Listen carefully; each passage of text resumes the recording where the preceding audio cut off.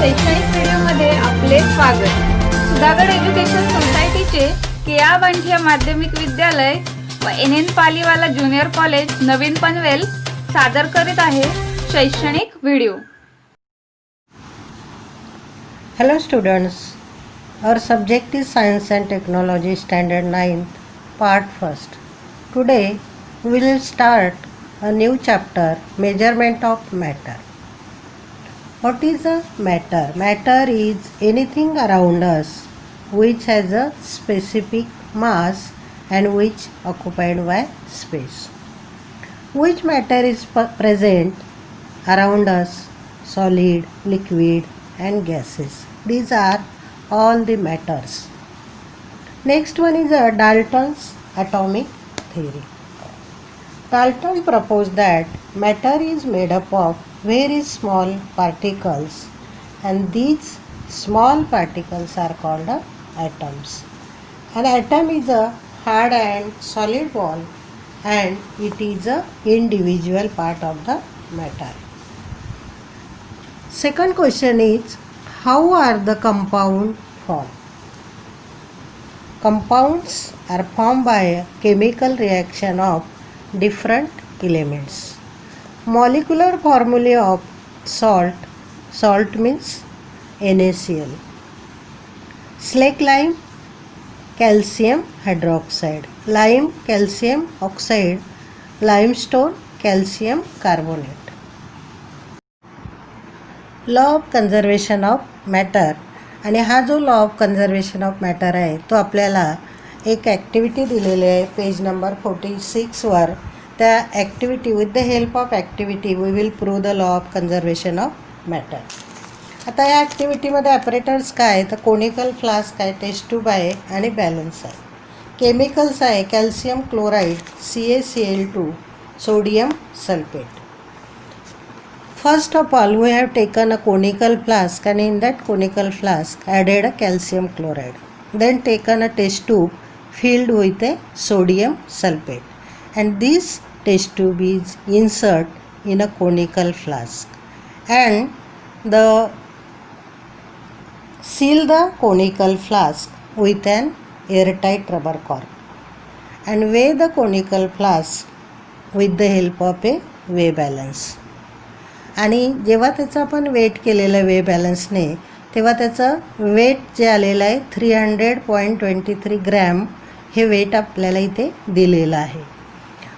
Next आपण ते जे कोनिकल फ्लास्क आहे त्याला सेक करायचं आहे. सेक केल्यामुळे कॅल्शियम क्लोराईड आणि सोडियम सल्फेट मिक्स होणार आहे आणि मिक्स झाल्यामुळे त्यांच्यामध्ये केमिकल रिॲक्शन होणार आहे. आणि केमिकल रिॲक्शन जेव्हा होते तेव्हा CaCl2 प्लस Na2SO4 म्हणजे कॅल्शियम क्लोराईड अधिक सोडियम सल्फेट त्याच्यापुढे एक ॲरो दाखवलेला आहे.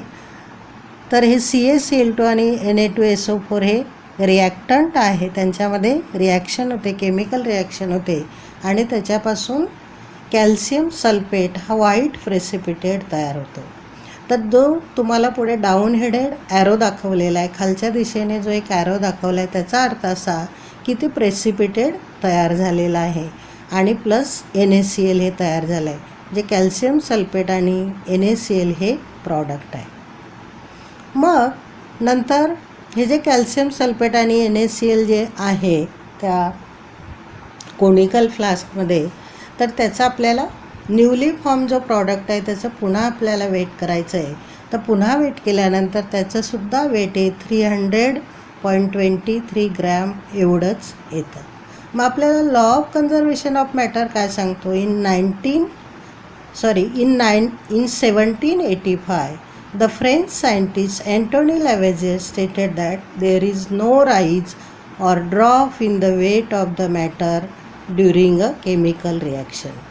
म्हणजे जेव्हा केमिकल रिॲक्शन होत असते तेव्हा no rise or no drop म्हणजे राईज म्हणजे वाढणे आणि ड्रॉप म्हणजे कमी होणे.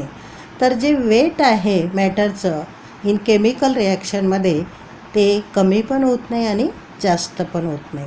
In chemical reaction the total weight of the reactants is same as the total weight of the product. जे रिॲक्टंटचं जेवढं वेट होतं तेवढंच वेट कोणाचं असतं? प्रॉडक्टचं असतं असं आपल्याला law of conservation of matter सांगतो. Next law is a law of constant proportion. In 1794, the French scientist J.L. Frucht stated the law of constant proportion. तर हा लॉ काय सांगतो आपल्याला? The proportion by weight of the constituent elements in the various samples of a compound is fixed. म्हणजेच संयुगाचे विविध जर आपण नमुने घेतले तर त्यांच्यामध्ये असणारे जे घटक मूलद्रव्ये आहे त्यांचं वजनी प्रमाण हे नेहमी स्थिर असतं असं आपल्याला हा लॉ सांगतो.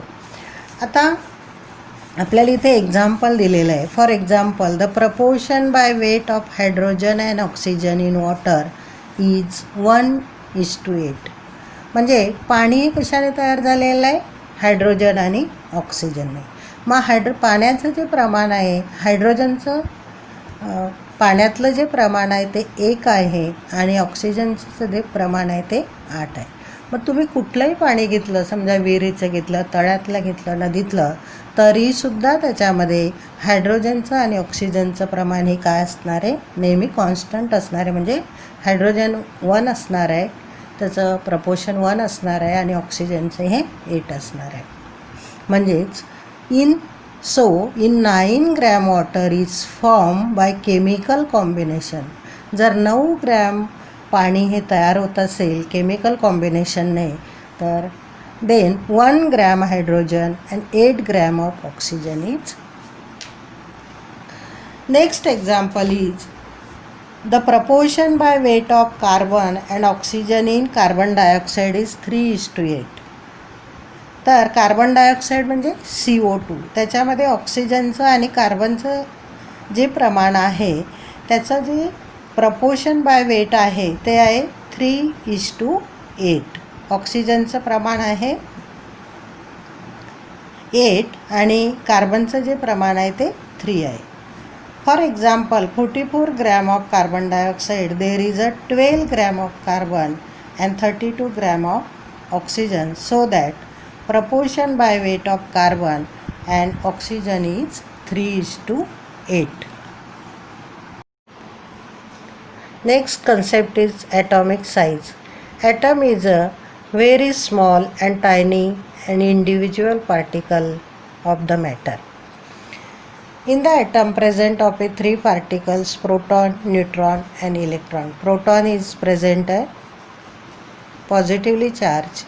Neutron, it is a neutral, it has no charge. Electron, it has a negatively charged.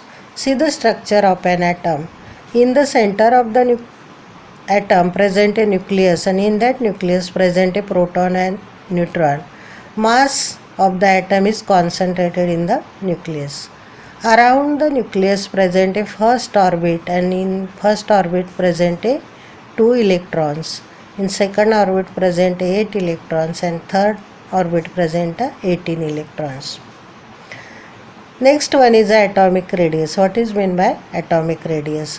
The distance between the nucleus and the outermost orbit, it is called atomic radius. If the orbit is increasing, then the radius of the atom is also increasing. जर orbit किंवा कक्षा ह्या वाढत गेल्या तर त्या अणूची जी त्रिज्या असते ती सुद्धा वाढत जाते. The size of an atom is determined by its radius. म्हणजे त्या ॲटमचा जो आकार आहे तो त्रिज्येवरून ठरत असतो. Unit of atomic radius is expressed in nanometer, small n and small m. Nanometer, nm. 1 nanometer is equal to 10⁻⁹ meter. Atomic size depends on the number of electron orbits in the atom.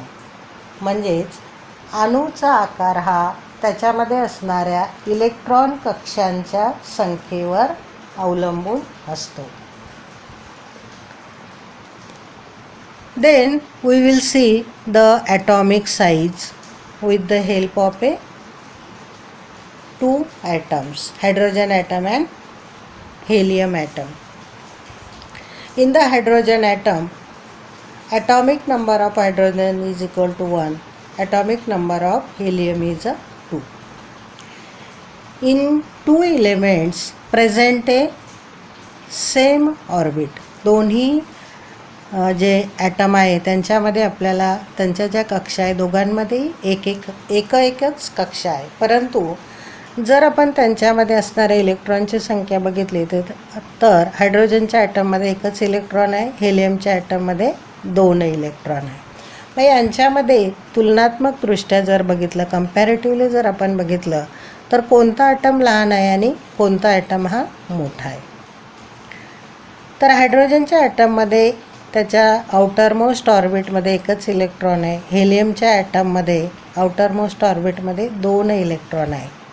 मग इथे 2 electron असल्यामुळे त्याचं जे force of attraction आहे न्यूक्लियसकडे जास्त आहे आणि त्यामुळे या हेलियमचा जो ॲटम आहे त्याचा जो आकार आहे किंवा साईज आहे ती कमी होते आणि हायड्रोजनच्या आउटरमोस्ट ऑर्बिटमध्ये एकच इलेक्ट्रॉन असल्यामुळे न्यूक्लियसकडे त्याचा फोर्स ऑफ ॲट्रॅक्शन कमी आहे, म्हणून हायड्रोजनच्या ॲटमची जी साईज आहे ती जास्त आहे कोणापेक्षा, हेलियमपेक्षा. मग atom of helium is less than the atom of a hydrogen. म्हणजेच from these two examples we will say that if two atoms have the same outermost orbit, then the atom having the larger number of electrons in the outermost orbit is smaller than the one having a less electrons or a fewer electrons in the same outermost orbit. म्हणजे त्याच्यावरून असं आपण सांगतो की त्या अणूचं जे आकार आहे तो कशावर अवलंबून आहे, तर ते दोघांमध्ये जेव्हा दोन्ही अणूंमध्ये आउटरमोस्ट ऑर्बिट किंवा कक्षांची संख्या जर सारखीच आहे पण ज्याच्यामध्ये आउटरमोस्ट ऑर्बिटमध्ये इलेक्ट्रॉनची संख्या जास्त आहे तो ॲटम लहान असतो कोणापेक्षा, ज्याच्या आउटरमोस्ट ऑर्बिटमध्ये इलेक्ट्रॉन हे कमी असतात त्याच्यापेक्षा लहान असतो. लक्षात घ्या की हे फक्त कोणावर डिपेंड आहे की ज्या 2 अणूंमध्ये ऑर्बिटची संख्या सारखीच असते पण इलेक्ट्रॉनची संख्या कमी जास्त असते. ज्या ॲटममध्ये इलेक्ट्रॉनची संख्या जास्त असते तो ॲटम हा लहान असतो आणि ज्या ॲटमच्या आउटरमोस्ट ऑर्बिटमध्ये इलेक्ट्रॉनची संख्या कमी असते तो ॲटम मोठा असतो. Next concept is molecule of elements and compounds. Molecule, when molecule will form when 2 or more atoms of same or different element combine chemically, then the molecule is formed. For example, when 2 or more atoms of same or different element, जेव्हा 2 किंवा अधिक अणू सारखे किंवा वेगवेगळ्या एलिमेंटचे chemically combine होतात तेव्हा molecule हे तयार होतात. आता त्याचं एक्झाम्पल आपण घेऊया. For example hydrogen, oxygen, chlorine. तर याच्यामध्ये मॉलिक्यूल आहे हायड्रोजन आणि त्याचा ॲटम आहे हा 2. ऑक्सिजन मॉलिक्यूल आहे आणि हे जे 2 लिहिलेले आहे खाली ते त्याचे ॲटम आहे. क्लोरीन 2 हे त्याचं ॲटम आहे. म्हणजे मॉलिक्यूल हे आहे आणि हे ॲटम आहे. नंतर आपल्याला बघायचे टाईप्स ऑफ मॉलिक्यूल. पहिला टाईप आहे mono atomic molecule. Atoms having independent existence, म्हणजे ते स्वतंत्र त्यांचं अस्तित्व असतं. For example hydrogen H, sodium Na. Second type आहे diatomic. 2 or more atoms of same element combine. Diatomic म्हणजे काय, 2 किंवा अधिक अणू सारख्याच इलेमेंटचे केमिकली कंबाईन होतात तेव्हा त्याला आपण डायॲटॉमिक मॉलिक्यूल म्हणतात. For example chlorine. आता हे सेम इलेमेंटचे ॲटम्स आहे आणि ते केमिकली कंबाईन झालेले आहे. क्लोरीन म्हणजे Cl आणि Cl. दोन Clचे जे अणू आहे, क्लोरीनचे जे अणू आहे ते कंबाईन होऊन हा क्लोरीन मॉलिक्यूल डायॲटॉमिक मॉलिक्यूल तयार झाला. तसंच N2 म्हणजे नायट्रोजन. त्याच पद्धतीने N2 N आणि N मिळून हा नायट्रोजन डायॲटॉमिक मॉलिक्यूल तयार झाला. नंतर कंपाऊंड म्हणजे काय? When atoms of different elements combine with each other chemically. जेव्हा वेगवेगळ्या एलिमेंटचे ॲटम्स ऑफ डिफरंट एलिमेंट म्हणजे वेगवेगळ्या एलिमेंटचे जे अणू आहे ते केमिकली कंबाईन होतात तेव्हा कंपाऊंड हे तयार होतात. फॉर एक्झाम्पल NaCl म्हणजे सोडियमचा एक ॲटम आणि क्लोरीनचा एक ॲटम यांच्यामध्ये केमिकल रिॲक्शन होऊन हा NaCl कंपाऊंड तयार झाला आहे. त्याच पद्धतीने H2SO4 म्हणजे हायड्रोजन, सल्फर आणि ऑक्सिजन यांचे जे ॲटम आहे यांच्यामध्ये केमिकल रिॲक्शन होऊन हा कंपाऊंड तयार झालेला आहे. कंपाऊंड हे मॉलिक्यूल असू शकतात पण मॉलिक्यूल हे कंपाऊंड नसतात, हे लक्षात ठेवायचं आहे. Next one is a molecular mass. Molecular mass म्हणजे काय? Sum of atomic masses of constituent element. म्हणजे मॉलिक्युलर मास म्हणजे काय? ॲटॉमिक मासमध्ये असणारे जे कॉन्स्टिट्युएंट इलेमेंट आहे त्यालाच आपण मॉलिक्युलर मास असं म्हणतो आणि त्याचं युनिट आहे Dalton. Unit of molecular mass is a Dalton म्हणजे U.